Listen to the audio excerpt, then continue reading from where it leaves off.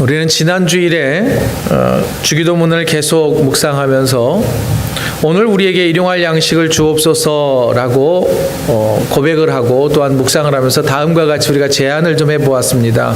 우리가 육의 양식과 영의 양식을 나 혼자 누리지 말고 좀 나누면서 살아봅시다 라고 말씀을 드렸고 제안을 드렸었는데, 지난 주간에 제가 들은 소식은 성도들 가운데서 크고 작은 것들을 함께 나누었다라는 소식을 들었습니다.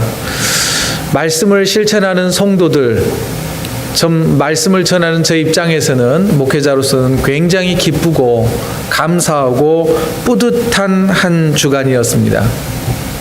자, 오늘은 계속해서 이 주기도문을 우리가 함께 살펴볼 텐데요. 오늘은 7번째 시간으로 우리 다 같이 오늘의 제목을 한번 읽어보도록 하겠습니다. 시작! 아버지의 용서와 우리의 용서. 이 주제를 가지고 말씀을 나눌 텐데 주의 귀한 은혜가 저와 여러분과 함께 하시기를 간절히 소망합니다. 지난 수요일 저녁에 저는 오페라 손양원을 관람을 했습니다. 이 오페라는 사랑의 원자탄이라고 잘 알려져 있는 손양원 목사님의 일대기를 잘 그려주었습니다. 손양원 목사님께서 한센병자들, 그 당시에는 한센병자들을 문둥병자라고 불렀지요. 그들을 하나님의 사랑으로 어떻게 잘 돌보았는지를 그건 잘 그려내 놓았고요. 또한 신사참배를 하던 일제시대 때 이 손양원 목사님이 신앙을 지키기 위해서 옥살이를 해야 했었고, 그리고 또한 6.25 동란 가운데서 믿음을 지키고 교회를 지키다가 결국은 이 공산군에 의해서 총살형을 당하여 순교할 때까지의 그의 삶을, 목사님의 일대기를 잘 그려놓았습니다. 그 가운데서 저에게 더 큰 은혜와 또한 깊은 감동으로 다가왔던 장면은 무엇인가 하니, 이 손 목사님의 두 아들이 여러 가지 사건으로 인해서 살해를 당하게 됩니다. 그런데 이 살해했던 사람이 누구냐면 안재선이라고 하는 사람이 있는데, 이 살해범은 살해당한 목사님의 아들들의 친구였습니다. 그런데 이 살해범을 하나님의 사랑으로 손양원 목사님이 용서를 하고, 용서했을 뿐만 아니라 두 아들을 살해한 그 살인범을 양아들로 삼아서 하나님의 사랑으로 깊이 사랑하고 용서하는 그 대목이었습니다. 여러분, 어떻게 두 아들을 죽인 살인자를 용서할 수 있다는 말입니까? 그리고 어떻게 그 살인범을 용서할 수 있었을까요? 용서한다고 말은 할 수 있습니다. 그래, 내가 너 용서할게 라고는 할 수 있지만 그 살인범을 양아들로 삼아서 한 집에서 산다는 것, 이게 가능한 일일까요? 용서를 뛰어넘어서 손양원 목사님은 그 두 아들을 죽인 살인범을 용서했을 뿐만 아니라 품 안으로 품어서 포용했습니다. 어떻게 품 안에 그 살인범을, 철천지 원수 같은 그 사람을 품을 수 있었을까요? 저와 여러분들은 이런 손양원 목사님의 이 용서의 모습, 사랑의 모습을 보면서 큰 감동을 받습니다. 그리고 저 또한 나도 좀 누군가를 좀 용서하며 살아야지라고 도전을 받기도 합니다. 그러나 여러분, 용서의 문제가 남의 문제일 때는 쉽습니다. 내 문제가 되었을 때는 용서라고 하는 것은 쉽지 않게 됩니다. 나의 문제가 되었을 때는 말처럼 쉽지 않습니다. 왜냐하면 내가 받은 상처가 아직도 아물지 않았기 때문입니다. 또한 여전히 용서해야 할 그 사람에게 지금도 여전히 상처를 받고 있을 수도 있기 때문입니다. 게다가 나는 이렇게 아프고 고통스러운데 그 사람은, 아니 그 인간은, 그 못된 사람은 아무 일 없다는 듯이 잘 살고 있기 때문에 더 화가 나고 더 고통스러운 것입니다. 아니요, 생각해보면 용서는 고사하고 원망과 저주를 퍼부어주고 싶은 게 우리의 마음이 아닐까 싶습니다. 이런 고통 가운데서 살아가고 있는 우리에게 예수님께서는 우리를 위한 두 번째 기도를 가르쳐 주시면서 다음과 같이 기도하라 라고 말씀하셨습니다. 우리 다시 한번 다 같이 한번 읽어보죠. 시작. 우리가 우리에게 잘못한 사람을 용서하여 준 것 같이 우리 죄를 용서하여 주시고. 여러분, 이 기도는 쉽지 않은 기도입니다. 여러분, 이 기도는 굉장히 부담스럽고 힘든 기도입니다. 또 이 기도를 할 수 없을 것 같습니다. 왜냐하면 우리가 매일 살아가는 하루하루의 삶 가운데서 상처를 주기도 하고 매일 상처를 받으며 살아가는데 날마다 용서하며 살아라 라고 하는 예수님의 기도는 너무나 힘들고 고통스럽기 때문입니다. 아니, 불가능해 보이기 때문입니다. 그럼에도 불구하고 예수님께서는 우리에게 말씀합니다. 용서에 대한 기도를 날마다 하라. 또 이 용서가 더욱 힘든 것은 주기도문을 한글 번역본을 다시 한번 잘 보시기 바랍니다. 이 보면 우리가 우리에게 잘못한 사람을 용서하여 준 것 같이 우리를 용서하여 주시고, 한글을 해석을 해보면 저는 이렇게 이해가 됩니다.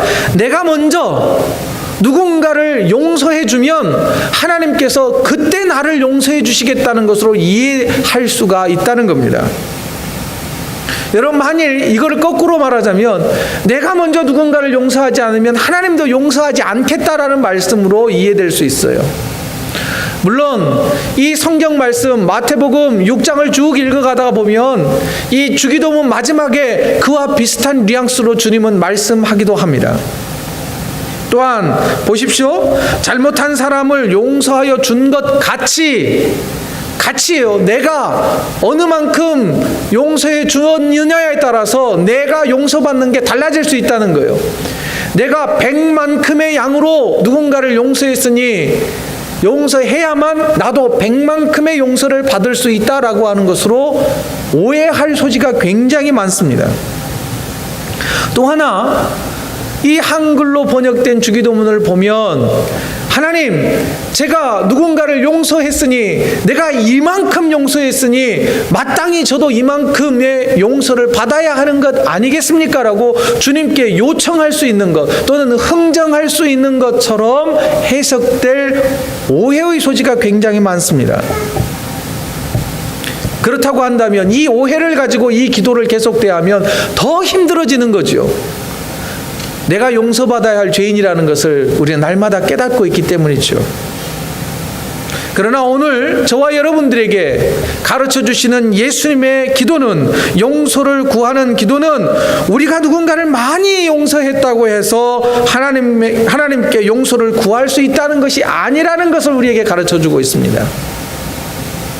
또한 내가 누군가를 용서한 양만큼 똑같이 하나님 앞에 용서를 구할 수도 없다는 것을 전제로 하고 있다는 것입니다. 왜 그럴까요? 우리가 누군가를 용서한 것과 우리가 하나님께 용서받아야 할 것을 양과 또한 이 잘못한 것을 단순하게 비교해 본다면 우리가 용서받아야 할 것이 훨씬 더 크고 많기 때문입니다. 물론 하나님께서는 아담으로부터 우리가 받았던 원죄, 오리지널 신을 모두 다 용서해 주셨습니다. 그러나 우리가 원죄로부터는 자유하지만 우리가 하루하루를 살아가면서 죄 안 짓습니까? 얼마나 많은 죄를 짓고 삽니까? 죄로부터 자유로운 사람은 이 세상 어디에도 없습니다. 의인은 없나니 하나도 없다고 하신 주님의 말씀 앞에 아니요, 저는 의인입니다, 나는 죄가 없습니다 말할 수 있는 사람은 없다는 거예요. 이런 죄, 우리가 날마다 하루하루를 살아가면서 짓는 죄를 뭐라 그러냐면 신학적으로는 따라서 해보십시오. 자범죄. 내가 짓고 사는 죄가 얼마나 많은지 모릅니다. 그러니 누구도 하나님 앞에서 당당하게 내 죄를 용서해 주십시오라고 말할 수 있는 사람은 없다는 거예요. 또한 우리가 하나님께로부터 받은 죄의 용서와 그 사랑이 얼마나 얼마나 큰 값을 치르고 이 죄 용서가 이루어졌는지를 우리는 깨달아야 합니다. 여러분, 하나님께 우리는 값없이 죄 용서를 받았습니다. 우리가 뭘 드려서 용서받은 건 아니에요. 그러나 하나님 편에서 우리를 용서하시기 위하여 얼마나 큰 값을 치렀느냐면 독생자 예수 그리스도를 십자가에 달아 죽게 함으로 예수 그리스도의 피값으로 저와 여러분의 죄를 용서해 주셨다는 것이에요. 하나님 편에서는 이처럼 엄청난 대가를 치르고서 우리의 죄를 용서해 주셨다는 것입니다. 이와 같은 사실을 예수님께서는 마태복음 18장에 저를 한번 따라해 보십시오. 용서할 줄 모르는 종의 비유. 이 비유를 통하여서 이 죄의 문제를 잘 설명해 주고 있습니다. 비유의 내용은 이러합니다. 한 나라에 왕이 있었습니다. 이 왕에게 10,000달란트를 빚진 종이 있었습니다. 여기에서 이 빚 채무 관계를 뭐라고 표현하냐면 죄라고 하는 것으로 이해하시면 됩니다. 그 죄 지은 사람이 있는 거예요. 그래서 마태가 오늘 본문인 이 주기도문을 기록할 때에도 죄를 용서해 달라라고 하는 이 죄라고 하는 단어를 빚, 우리가 누군가 꾸어서 갚아야 할 채무관계라고 하는 단어를 사용했던 것입니다.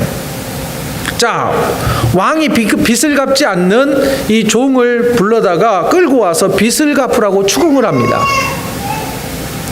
종이 진 빚은 얼마였다고요? 10,000달란트. 10,000달란트가 얼마인지 아시는 분? 10,000달란트가 얼마인지 제가 한번 설명을 할 테니까 들어보십시오. 10,000달란트가 얼마나 많은 돈이냐면 성인, 보통 남자가 20만 년 동안 하루도 쉬지 않고 일한 품삯이랍니다. 20만 년. 당시 헤롯 대왕이 유대 지역을 다스리고 있었습니다. 우리가 조금 더 이해하기 쉽게 말하자면 이스라엘을 다스리고 있었습니다. 그 이스라엘에서 한 해에 거둬들이는 세금의 총 수입이 900달란트였습니다. 그러면 이 10,000달란트는 이 이스라엘 백성들에게서 거둬들이는 세금 총 수입의 11년치의 양이 되는 것입니다. 오늘날로 쉽게 어떤 학자는 이렇게 설명을 해 놓았더라고요. 한국 돈으로 약 30조에 이르는 돈이랍니다. 이건 한 국가의 예산과가 맞먹는 돈 아니겠습니까? 30조. 엄청난 빚을 진 거예요. 천문학적인 금액이지요. 자, 그 돈을 갚아라고 왕이 추궁을 하자 이 10,000달란트 빚진 종이 왕에게 하소연을 합니다. 부탁을 합니다. 왕이시여, 시간을 조금만 좀 주십시오. 제가 반드시 이 돈을 갚겠습니다. 안 되면 내 마누라 자식들이라도 다 노예로 팔아서 빚을 갚을 테니까 시간을 조금만 주십시오. 애원하는 그 종을 바라보는 왕이 생각하기를 갚을 수 있는 돈이에요? 못 갚는 돈이에요? 이거는 못 갚는 돈이죠. 못 갚는 돈을 갚겠다고 애원하는 그게 너무 불쌍해서 됐다는 표현이 뭘까요? 안 갚아도 돼. 10,000달란트 내가 다 없는 걸로 해줄 테니까 가서 착하게나 살아 하면서 돌려보냅니다. 여러분, 한순간에 빚쟁이에서 빚을 다 청산한 거예요. 얼마나 기쁩니까? 기뻐서 이제 집으로 돌아가는 길에 누구를 만나느냐면 내가 얼마 전에 100데나리온을 구워준 사람을 만나게 되었습니다. 100데나리온은요 한 사람의 약 100일치의 품삯입니다.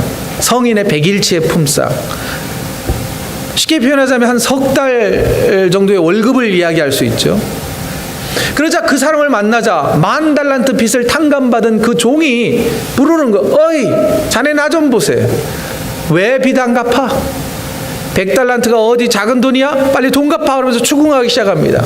이제 상황이 바뀐 거예요. 애원하던 사람이 이제는 바뀌어서 상대방이 자신에게 애원을 하기 시작합니다. 시간을 조금만 주시게. 내가 어떤 방법을 다하든 열심히 일해서 갚을 테니까 제발 좀 시간을 좀 주시게. 10,000달란트 빚을 탕감받은 이 종이 아랑곳하지 않고 추궁을 하다가 고발해서 이 사람 100달란트 못 갚은 그 사람을 감옥에 갇히게 해버렸습니다. 이 소식이 왕에게 들려졌네요.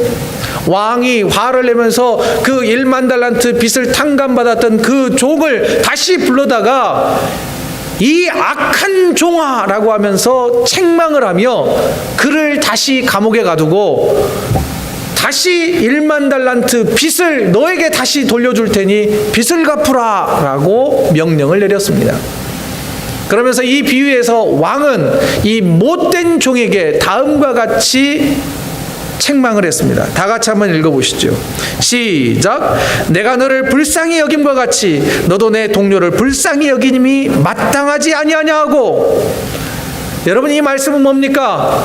이 엄청난 빚, 1만 달란트가 뭐예요? 빚의 개념이기도 하지만 죄입니다. 죄. 엄청난 죄를 탕감받았다면, 그 은혜가 얼마나 큰지 경험했다면, 체험했다면, 이 말은요, 왕은 하나님을 상징을 합니다. 하나님이 너에게 1만 달란트와 같은 죄를 아무 죄도 없다고 용서해 주었다면, 너도 나가서 누군가에게 받을 빚이 있다면, 누군가가 너에게 죄 용서를 빌어할 일이 있다면, 너도 가서 내가 너를 용서한 것처럼 용서하는 것이 마땅하지 아니하냐, 이런 책망을 하고 계신 것입니다.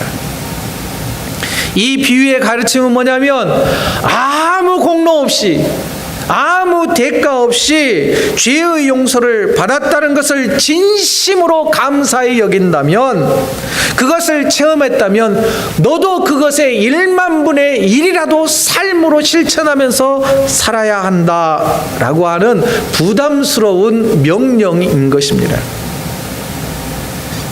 그리고 더 나아가서 오늘 우리가 드리는 이 주기도문은 뭐냐? 부담스럽지만 우리가 우리에게 잘못한 사람을 용서하여 준 것 같이 우리 죄를 용서해 주시고, 부담스럽지만 이 기도한 대로 살겠습니다 라고 하는 다짐인 것입니다.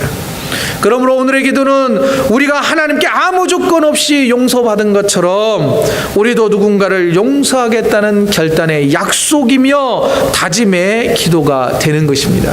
이런 의미를 다 종합해서 다시 재해석을 해보자면 이렇게 해석될 수 있습니다. 다 같이 한번 읽어보지요. 시작. 하나님, 우리 죄를 용서해 주시옵소서.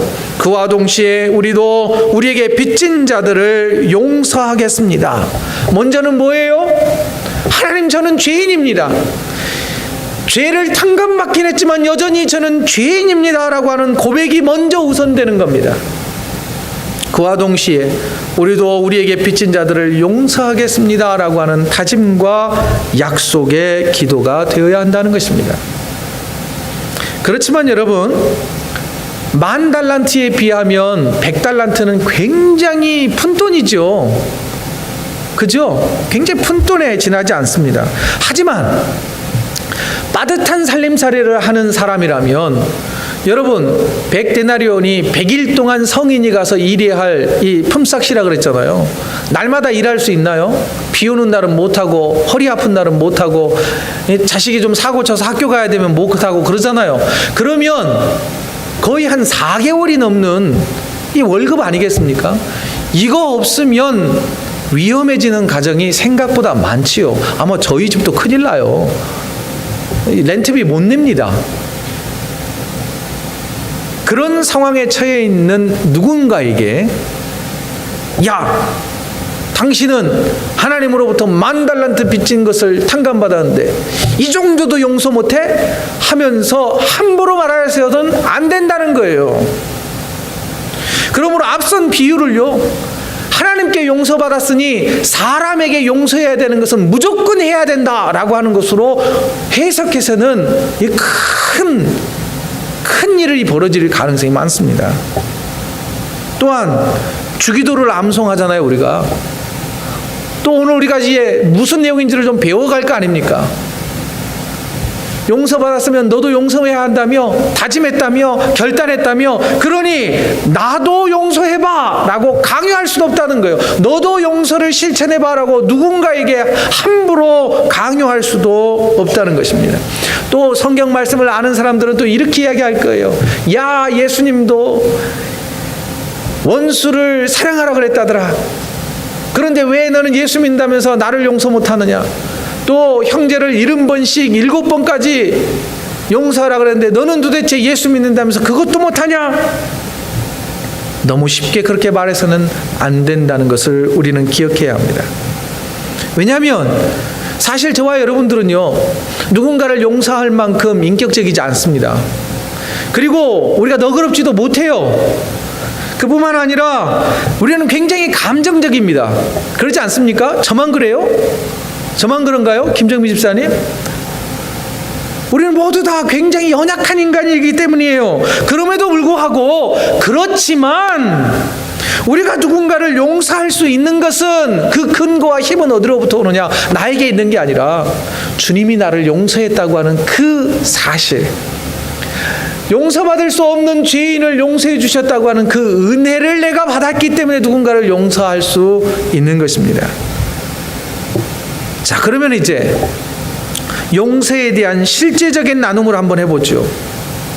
우리가 용서라고 할 때요, 용서를 대부분 뭐라고 생각하냐면 피해자가 가해자를 용서하는 것이 먼저다, 그것이 용서다, 이렇게 이해를 해요. 피해자는요, 그렇지 않아도 힘든데 나에게 모든 책임이 달려있다는 것, 너무나 가혹하지 않습니까? 그러다 보니 용서를 이야기하는 것이 더 힘듭니다. 그런데요, 용서라고 하는 것을 우리가 삶으로 실천할 때 기억해야 될 것은 뭐냐면요, 잘못한 사람이 먼저 용서를 구해야 하는 것입니다. 페북 친구 중에 캐나다 원주민들을 상대로 해서 비즈니스를 하시는 장로님이 계세요. 일명 비즈니스 선교라고 그럽니다. 그거를 원주민들이 고사리 꺾고 이 버섯 채취해서 생계를 이어갈 수 있는 그런 일들을 마련해 주는 분이세요. 이 김진수 장로님이라는 분이 계시는데, 이 장로님이 페북에 글을 올려줬더라고요. 글 제목이 뭐냐면 사과입니다. 이 억양이 어떻게 되는지, 사과 그러면 먹는 사과 이렇게 생각하는데 아니요, 잘못했다고 용서를 비는 거, 사과입니다. 제가 장로님에게 페북으로 장로님의 내용을 제가 퍼다가 좀 우리 성도들에게 공개하고 싶습니다 해서 제가 허락을 받고 원문 그대로를 제가 읽어드리겠습니다. 길지 않습니다. 한번 잘 들어보십시오. 내가 창업을 하고, 이분은 원래 미국에서 소프트웨어 회사를 경영했습니다. 제가 알기로는 직원이 약 300명 정도 되는 굉장히 중견 회사를 경영하시다가 이 캐나다 원주민 선교를, 단기 선교를 갔다가 은혜를 받고 회사를 그만두고 선교사로 헌신한 분이에요. 다시 내가 창업을 하고 회사를 운영하면서 제법 많은 해고를 해야만 했다. 그런데 대부분 나쁜 관계로 결말을 맺지는 않았었다. 그런데 나의 기억에는 단 한 번 나쁜 기억이 있었다. 내가 영어 실력이 부족해서 내가 개발한 소프트웨어 설명서를 쓸 테크니컬 라이터를 고용했다. 그런데 내가 원하는 만큼 일을 하지 못했다. 그래서 해고를 했다. 그런데 그 사람이 나에게 당신 같은 형편없는 사람은 처음이다 라고 하는 답신을 보내왔다. 그리고 15년 이상이 지났다. 나는 그 사람에게 사과하고 싶었다. 수소문 끝에 그에게 연락이 되었다. 그리고 저녁 식사를 같이 하기로 했다. 나는 나의 미안한 마음을 전했다. 그는 지난 사실을 거의 잊고 있었다. 지금도 나는 나를 보고 싶지 않는 사람을 만들고 싶지 않다. 그리고 많은 노력을 한다. 사과는 구체적이어야 한다. 그리고 당사자에게 직접 해야 한다. 이런 글을 올리셨더라고요. 용서를 구하는 자가, 받아야 할 자가 취해야 할 좋은 자세를 잘 설명해 주는 것으로 생각이 되었습니다. 자, 여러분, 첫 번째, 누군가에게 용서를 구한다면 첫 번째, 용서받기 위한 노력이 필요합니다. 용서를 구하기 위해서 시간과 비용을 지불해야 하기도 합니다. 장로님은 15년이 지났지만 그 사람을 찾기 위해 수소문 한 거 아닙니까? 그리고 용서를 구하기 위하여 같이 식사했다 그러잖아요. 밥값 누가 냈을까요? 그 사람 보고 내라고 하지 않았을 것 같거든요. 작은 비용일지는 몰라도 어쨌든 비용을 지불해야 하는 것입니다. 두 번째, 누군가의 용서를 구할 때는 구체적으로 용서를 구해야 합니다. 내가 이런 부분이 참 잘못되었노라고, 미안했다고. 용서해달라고. 세 번째는요, 피해자에게 직접 용서를 구해야 합니다. 당사자에게 직접 해야 되는 거예요. 그런데 요즘 신문지상에 보면 이런 거 많이 있더라고요.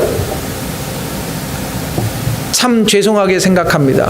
도의적 책임과 법적 책임을 다 짓도록 자숙하면서 살겠습니다. 어디 뭐 이렇게 기자회견으로 하고 끝나더라고요. 본인에게 직접 가서 사과하는 사람들 많이 찾아보지 못했습니다. 여러분, 사과는 본인에게 직접 하는 겁니다. 만일 직접 용서를 구할 수 없는 상황이라면 그에 상응하는 사랑의 수고와 노력을 끊임없이 해야 하는 것입니다. 이게 진짜 용서예요. 이게 진심된 용서라는 것입니다. 또 한 가지, 장로님의 글을 읽으면서요, 용서는 오래된 짐을 벗는 거다라는 생각을 해보았습니다. 여러분, 15년 동안 그 해고한 사람이 한둘이었겠습니까? 그런데 마음에 걸리는 거예요. 그래서 15년 동안 품어왔던 그 채증을, 뭔가 먹다가 걸린 이 채증을 쭉 내리는 것 같은 그런 자유함이 있지 않았을까 생각을 해보게 되었습니다. 또 하나, 앞선 비유로 말씀드리자면 15년 동안 갚지 못했던 빚을 갚는 것 같은 기분이 아니었을까요? 여러분, 혹시 빚을 떨어본 적 있으십니까? 저는 있습니다. 대학원 다니면서 모두 다 빚으로 달았어요. 빚으로 다녔는데 캐나다 온 다음에 제가 갚은 것도 아니고 저희 장모님이 그 빚을 탕감해 주셨어요. 큰 빚은 아니었어요. 그런데 그 빚을 장모님이 다 해결해 주셨다는 소식을 들으니까 얼마나 좋던지요. 나 이제 빚 없이 사는구나. 캐나다 와서는 또 빚 지고 살아요. 빚 없이만 살 수 있다면 얼마나 좋을까요? 또 생각하기를, 이런 의미에서 볼 때 용서라고 하는 것은 상대방을 위한 것이기도 하지만 먼저는 나를 위한 것이구나 라고 하는 것을 깨닫게 됩니다. 여러분, 용서는 나를 위한 것이 되어야 합니다. 그러나 이게 굉장히 이기적인 것으로 이용돼서는 안 되겠지요. 상대방을 배려하지 않고 내 마음 편하자고 섣불리 용서를 하는 겁니다.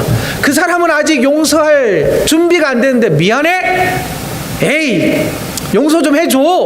너무 쉽게 미안해 하고 던져버린다는 거예요. 이 방법을요, 제가 자주 사용을 해요. 분명 마음이 상해 있는데 누군가에게 미안해, 이 정도면 됐지? 빨리 내가 편해지고 싶어서 미안해해서 힘들어하는 사람이 우리 집에 한 명 있어요. 그러면서요, 제가 이 말씀을 좀 생각을 해보았습니다. 야, 용서도 진짜 참된 용서를 하려면 잘 배우고 잘 준비하고 정말 그거에 맞는 대가를 잘 치료해야 되겠구나 라고 하는 것을 배우게 되었습니다. 또 한 가지, 용서라고 하는 것은 뭐냐면 복수하지 않는 것입니다. 어디 내가 봐라, 내가 꼭 복수해 주겠노라고 복수를 포기하는 것입니다. 성경의 인물 가운데 복수를 포기했던 사람, 아니 복수하지 않은 사람이 누가 있냐면 요셉이 있습니다. 여러분, 요셉 이야기 잘 아시죠? 요셉은 형들에게 시기 질투받고 애굽으로 팔렸습니다. 노예살이 하잖아요. 종살이 하잖아요. 하나님의 은혜로 우여곡절을 다 겪고 나서 총리가 되기는 했습니다. 그런데 그 천천지 원수 같은 형들이 거짓골이 되어서 내 앞에 나타난 거예요. 요셉 앞에 나타난 거예요. 그때 만일 제가 요셉이었다면 우리 형들 용서하지 않을 것 같습니다. 저에게도 형들이 2명이 있거든요. 저였더라면 감옥에 가둬버렸을 거예요. 그런데 요셉은요, 용서합니다. 그 용서를 어떻게 하느냐면 보복하지 않습니다. 오히려 하나님께서 형들을 도와주라고 미리 나를 이곳에 보내준 것 아니겠습니까? 라고 하면서 근심하지 마소서, 두려워하지 마소서, 이 말로 형들을 위로합니다. 성도 여러분, 참된 용서는 복수하지 않는 것입니다. 그리고 또 하나 생각해 보기를 원합니다. 5번째입니다. 5번째, 용서는 한 사람의 변화를 목적으로 합니다. 그 한 사람이 그 사람일 수도 있고 나일 수도 있습니다. 서두에 말씀드렸던 손양원 목사님의 이야기를 조금 더 하겠습니다. 손양원 목사님은 2 아들을 살해한 그 사형수, 그리고 그 살인자를 아들로 삼겠다고 그의 딸에게 이야기를 했습니다. 그러자 손양호 목사님의 따님이 아버지에게 다음과 같이 이야기하는 겁니다. 두 오빠를 죽인 살인자에게 내가 어떻게 오빠라고 부를 수 있느냐고, 나는 못하겠노라고, 절대 안 된다고 손사래를 쳤습니다. 그때 손양호 목사님이 그 따님에게 다음과 같이 이야기했다고 전해지고 있습니다. 그 학생을 죽여서 우리에게 무슨 이득이 되겠느냐? 그가 죽는다고 오빠들이 살아 돌아오겠느냐? 그를 살리고 그의 영혼을 구한다면 하나님의 명령에 순종할 뿐 아니라 타락한 한 영혼을 구제해 준 보람도 느낄 수 있지 않겠느냐? 이런 말로 딸을 설득했고, 처형장으로 가고 있는 그때에 그 안재선이라고 하는 사람을 살려내어서 양자로 삼았습니다. 그리고 안재선이라고 하는 그 살인자를 아들로 삼아서 어떻게든 하나님의 사랑을 체험하게 하기 위하여서 갖은 노력을 다했다고 전해집니다. 손양호 목사님은 그 아들을 죽인 그 살인범을 양자로 삼아서 그 안재선이라고 하는 사람을 신학교로 보냈습니다. 그러면서 하나님의 사랑을 깨닫게 했습니다. 그러나 그는 신학교를 졸업을 하기는 했지만, 열심히 공부는 했지만 목회는 하지 못했다고 합니다. 하진 않았다 그래요. 그리고 여러분, 살인자로 산다는 게 어디 쉽겠습니까? 수많은 손가락질 속에서 회개하며 이 살인자로서의 이 주홍 글씨를 달면서 살다가 40대의 젊은 나이에 일찍 사망했다고 합니다. 그러나 그토록 손양호 목사님이 그를 하나님께로 인도하려고 노력을 했고 한 영혼을 구원하기 위하여 갖은 노력을 기울였더니 이 안재선이라고 하는 사람이 죽으면서 그의 아들에게 다음과 같이 이야기했답니다. 나는 목사의 길을 걷지 못했지만 너는 목사의 길을 걸었으면 좋겠다. 주의 종의 길을 걸었으면 좋겠다. 그래서 현재 그 안재선이라고 하는 분의 아드님이 목사님이 되어서 목회 활동을 하고 있습니다. 여러분, 용서라고 하는 것은요, 한 사람을 그냥 감정적으로 용서해 주는 것에 그치지 않습니다.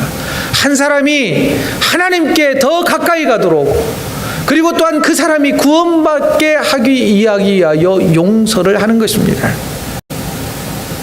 그러나 여러분, 용서라고 하는 것이요, 한 번 했다고 해서 끝나는 게 아니잖아요. 용서라고 하는 거는 매일과 같이 용서를 해야 돼요. 내 생에 끝나는 날까지 용서를 반복해야 되는 것입니다. 그래서 용서를 실천하는 것에 대하여서 능동적 고통을 선택한다, 이런 표현을 씁니다. 뭐라고요? 능동적으로 고통을 선택한다. 왜냐하면 진정한 용서는요, 계속 그것을 곱씹어야 하고 또 용서해야 하고 또 용서해야 하기 때문입니다. 손양호 목사님을 가까운 곳에서 지켜보았던 분들의 증언에 의하면 목사님이 자주 이런 말을 하셨답니다. 두 아들을 죽인 재선이와 마주 앉아서 밥 먹는 것이 너무 힘들다. 목구멍으로 밥이 넘어갈 때마다 모래알이 넘어가는 것 같고 너무 괴롭다. 이런 말씀을 여러 번 하셨대요. 그렇지만 그 양아들 삼은 안재선 앞에서는 의연한 모습을 보이셨고 늘 이런 말씀을 해주셨다고 전합니다. 나는 너를 이미 용서했고 하나님도 너를 이미 용서했단다. 그러면서 늘 격려하고 위로하셨다라고 전해줍니다.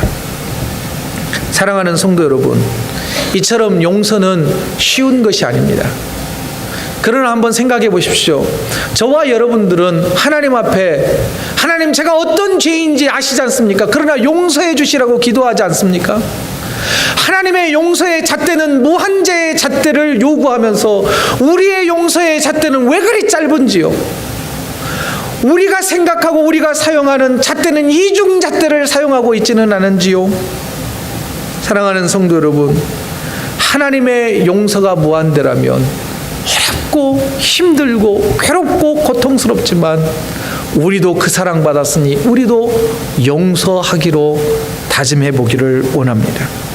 그래서 그 용서가 우리의 가정에서 실현되고 우리의 학교에서, 직장에서, 또한 이 신앙 공동체 안에서 용서가 일어나기를 간절히 소망해 봅니다.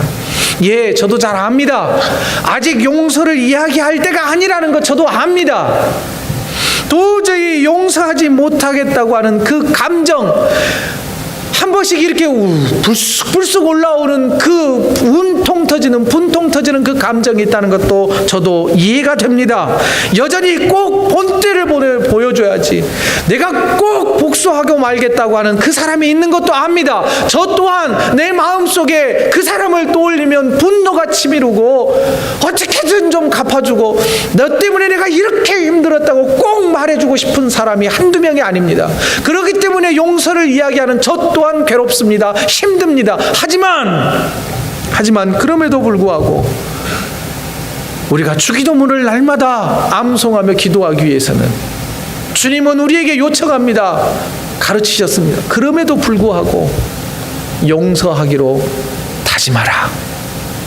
그 용서가 안 된다면 주기도문을 할 때마다 주님, 제가 용서할 수 있는 믿음과 힘을 주시옵소서라고 간절히 기도하라. 주님은 우리에게 요구하십니다. 불편한 주님의 가르침에, 힘든 이 가르침에 그래도 순종하기 위하여 몸부림치는 저와 여러분 되어지기를 원합니다. 그래서 다시 한번 이 주기도문의 내용을 우리가 함께 읽고 말씀을 마치도록 하겠습니다. 다 같이 읽습니다. 시작. 하나님, 우리의 죄를 용서해 주시옵소서. 그와 동시에 우리도 우리에게 빚진 자들을 용서하겠습니다. 용서를 다짐하는 저와 여러분들의 마음과 심령에 참된 자유함과 평화가 깃들기를 주의 이름으로 축원드립니다.